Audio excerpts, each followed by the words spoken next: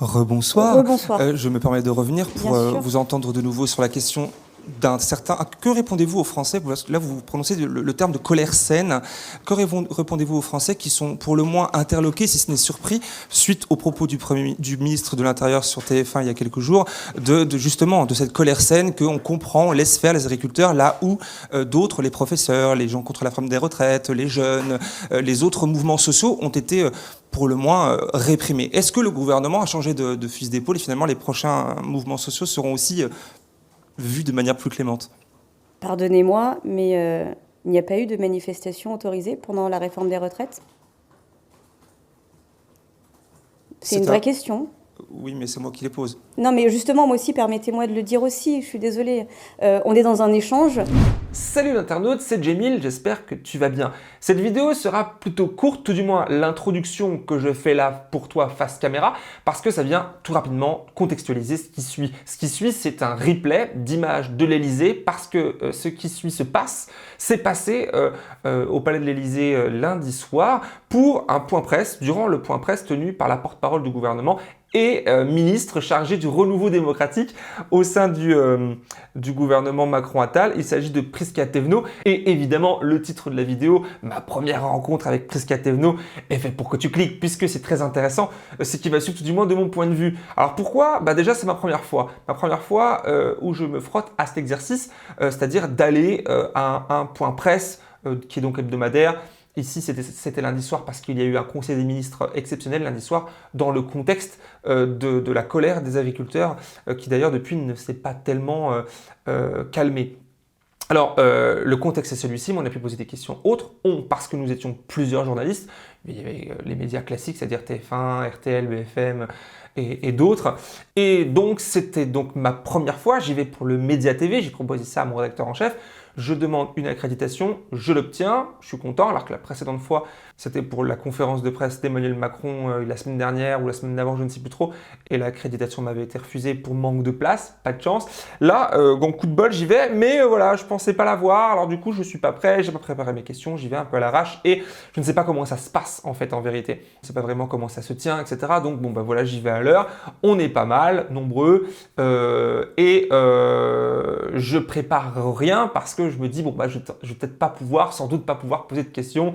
Et en plus, j'ai pas de cadreur avec moi, je sais pas si c'est filmé. En vérité, j'apprends sur le moment que oui, les images sont captées par des techniciens de l'Elysée, retransmises sur Internet, donc on peut les récupérer. C'est pour ça que je vais pouvoir te les livrer là.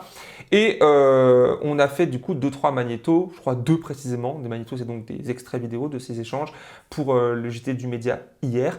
Et là, je vais te livrer l'entièreté de l'échange. L'entièreté, c'est plus de 11 minutes d'échange sur les 30 que comptent les questions-réponses avec les journalistes présents. J'ai monopolisé le micro, mais pas vraiment dans le sens où j'ai pas pris la place d'autres confrères et consoeurs, mais je me suis pas juste contenté de poser une question, de me contenter de la souvent réponse qui n'en était pas vraiment une, donc je me suis permis de relancer et d'avoir des échanges, vous allez voir. Et puis la seconde raison un peu rigolote de l'affaire, c'est que je reçois un message comme souvent sur les réseaux sociaux et de quelqu'un qui me dit coucou, je t'écoute beaucoup, ça me fait rire, le passage où tu mimes une conversation avec la porte-parole du gouvernement comme si tu étais lol. C'était pas du tout un mime. Donc vous allez voir, c'était drôle de voir qu'il y a des personnes qui n'ont pas cru une seconde à ce que, ils ont cru à un fake. Non, c'était pas un fake.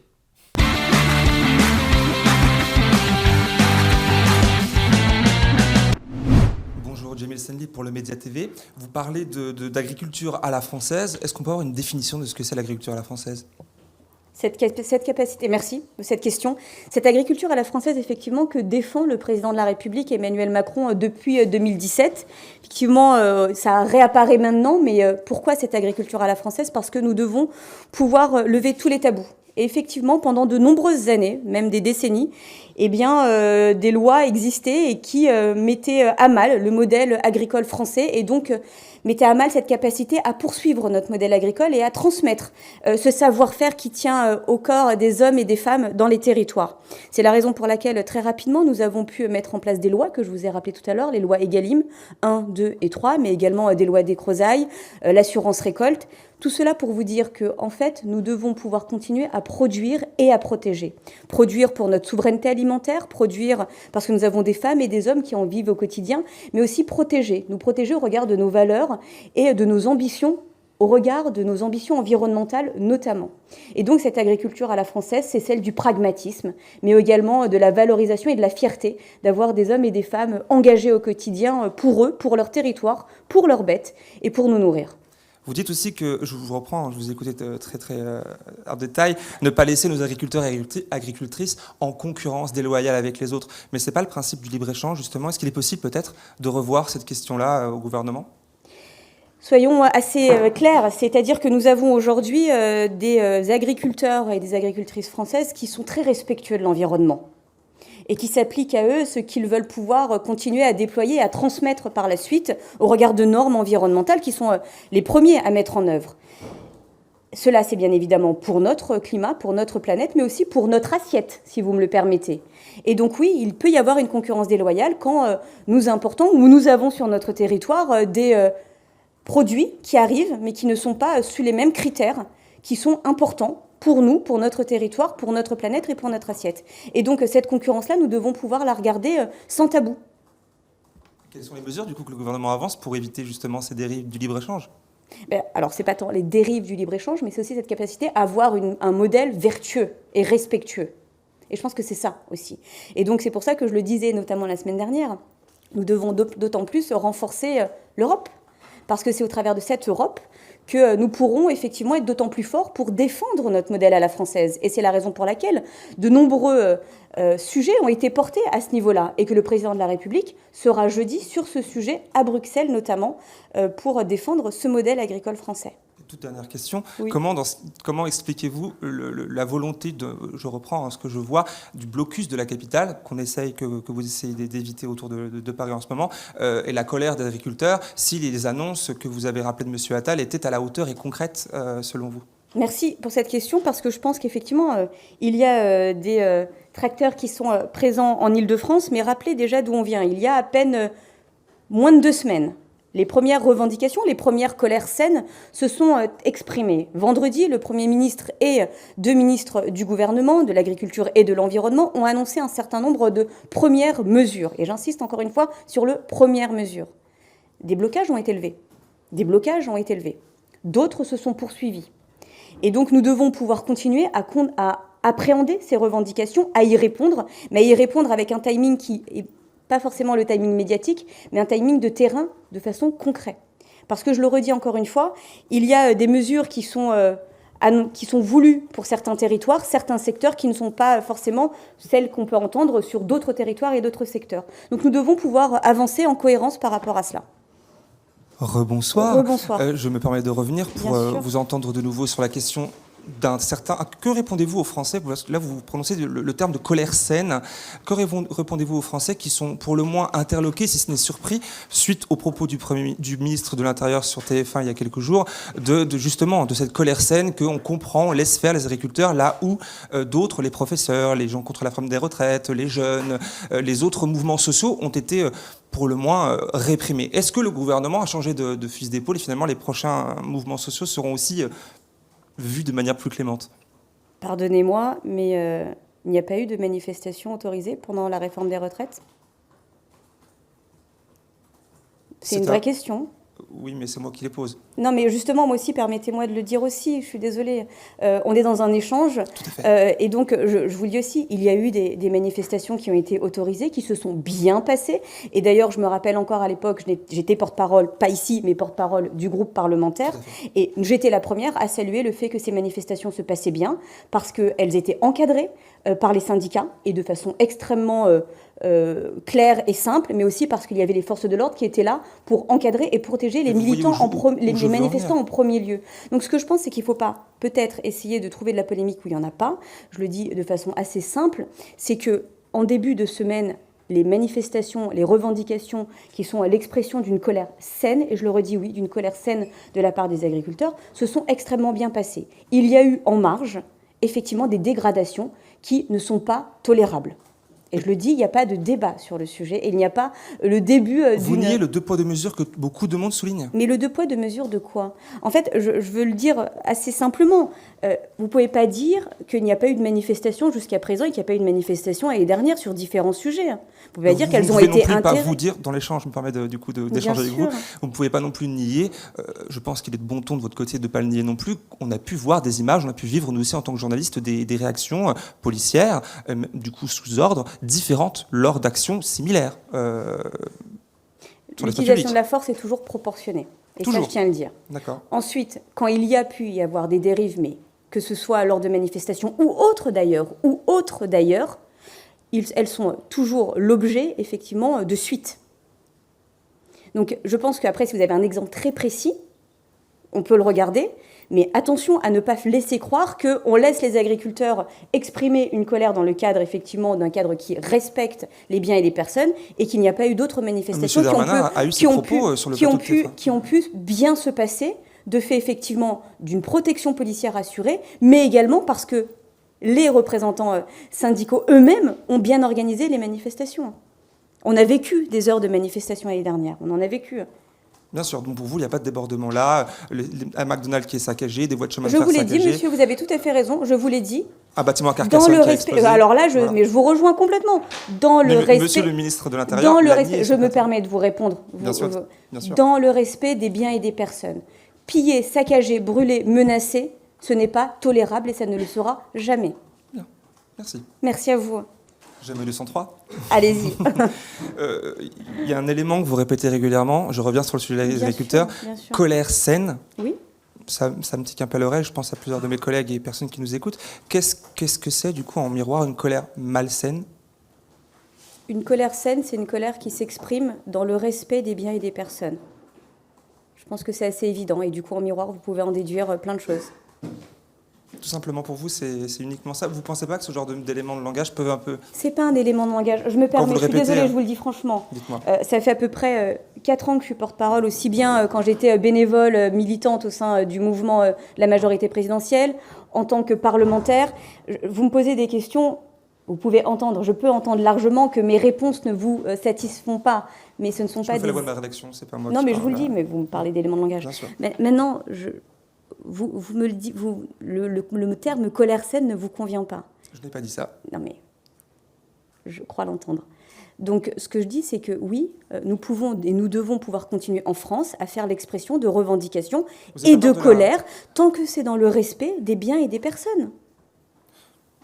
Vu que j'ai encore le micro, je me permets. Allez-y. Vous nous avez rappelé à l'instant que M. Macron était sur le terrain et mobilisé pour les agriculteurs et agricultrices et leurs conditions depuis 2017. Oui.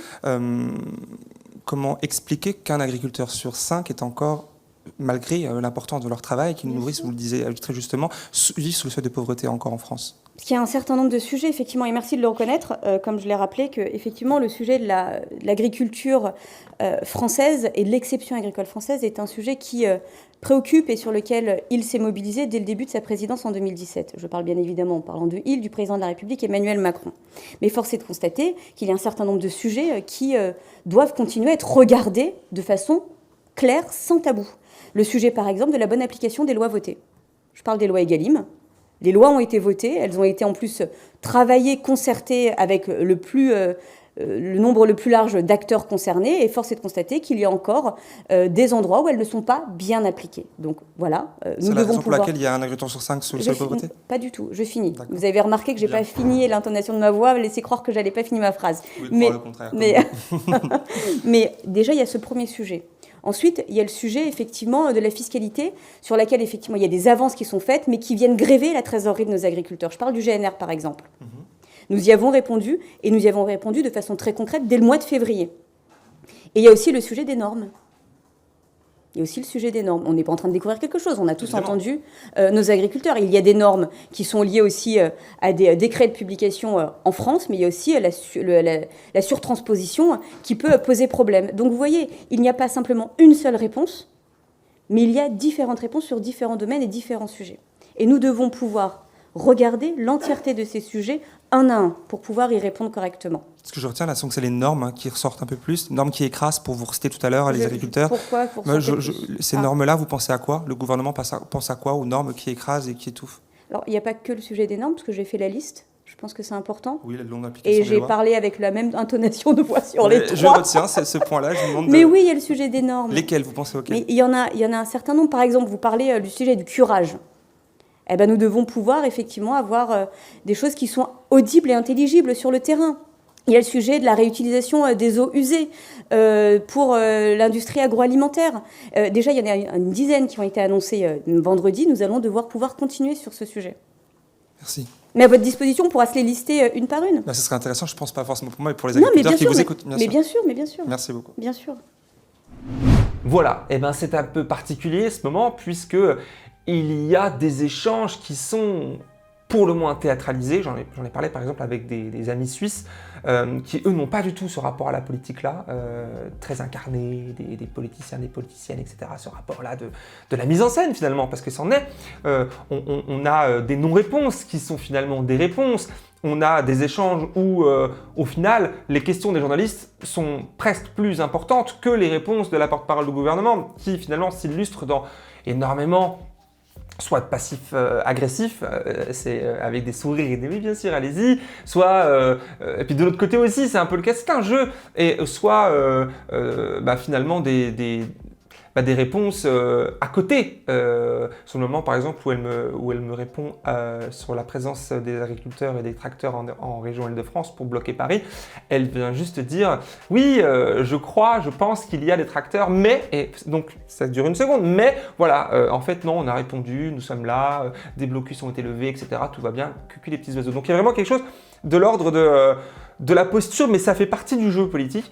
Et une fois que la caméra s'éteint, que les caméras cessent de filmer, et bien là, il y a ce qu'on appelle les off. Et donc, alors que la ministre sort des coulisses comme finalement une star de la chanson débarque sur scène, et puis que nous, on est dans le public, là on attend, il y a une rencontre, hein, nous les journalistes et elle, la membre du gouvernement, et sa porte-parole, et bien du coup se rencontrent de manière très formelle à ce moment-là.